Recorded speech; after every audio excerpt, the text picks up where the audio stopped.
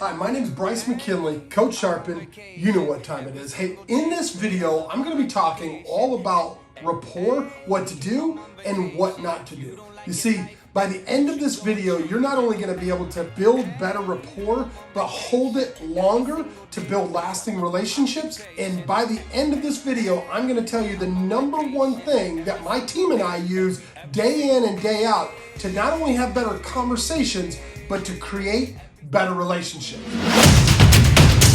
If you don't know Bryce, he's crushing it. He's doing over 50 wholesale deals a month. So, building rapport. You see, the old adage is find a commonality and talk about it. That's how you build rapport. And I'm here to say, stop! That's not true at all. You see, rapport is actually the unconscious knowing that two persons are in step with each other, whether that's body language, tonality, voice inflection, facial expressions, and the way that you lean in, lean out, converse, high five, all of that. And one of the things that I found over the years when trying to learn how to build rapport is that when you sit and watch people, you can tell when someone is in rapport. And what I mean by that is are they having a good enough conversation to where they know, like, or trust each other and they're moving forward in the same direction? To me, rapport is so much more than just finding a commonality.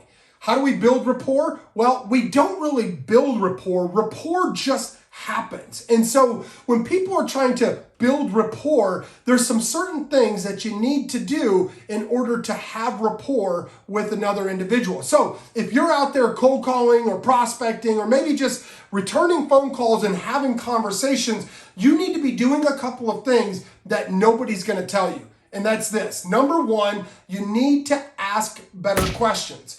Asking better questions is like really vague, right? Like, Bryce, what are you talking about? Well, you want to make sure that you ask questions that not only lead, but challenge the belief of the person in the communication event. So maybe you're trying to get your kids to pick up their toys, or maybe you're trying to get your homeowner to sell you their house. Well, asking them questions from a place of curiosity creates this relationship unknowingly to where they feel like they're in control, but they're giving you more explanation. They're giving you more ammo or fuel to put on the fire. So how do you ask questions? That's a whole nother topic within itself, but you can do this one thing, and that is this. Add an uptick, a little curiosity. So for example, you might say, gosh, you work for IBM? How long have you been doing that? Notice, how long have you been doing that? Notice the tonality, the curiosity, the uptick that goes into that. Secondly, the more they talk, the more you'll actually find you're in rapport. The more that they will feel that they can know, like, or trust you when they give you more and more information. The key to that, however, is talking about what they're interested in, not what you're interested in. So, for example, talking about their work. Everybody loves to talk about themselves. So if you talk about what kind of work they do, how long have they been there, maybe their kids activities, their husband, their wife, their boyfriend, their girlfriend, the relationships that they have, when you do that, you'll get so much further. Last but surely not least, never talk about yourself. I call it the German Shepherd effect. I once had a client, and every time that she would talk to someone and they had a dog, she would always say, oh, I've got a dog too. What kind of dog? And they'd go back and forth in this teeter-totter, seesaw-like conversation to where she made it about her and then she asked a question. She made it about her and then she asked a question. Just know this. People don't care about you. So quit talking about yourself. When they ask a question, give them a direct answer and then ask a question back to make it about them. Now, I told you, if you stick around, I'm going to give you the number one tool that I use to build rapport, quote unquote, or have a better conversation. And that is this: FORM. F-O-R-M. Notice? Two different hands, right? You'll never solve someone's motivation if you don't know what they're for.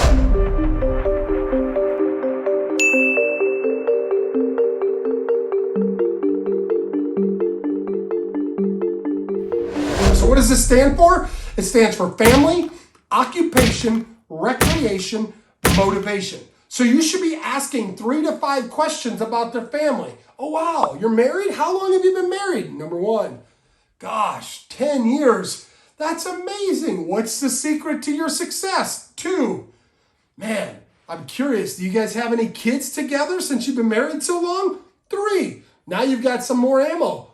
You've got 5 kids? Gosh, how many boys, how many girls, or is it all girls or all boys? 4, right? 3 to 5 questions about their family. Then you can transition into their occupation or their recreation. It doesn't have to be in any certain order. Just do it.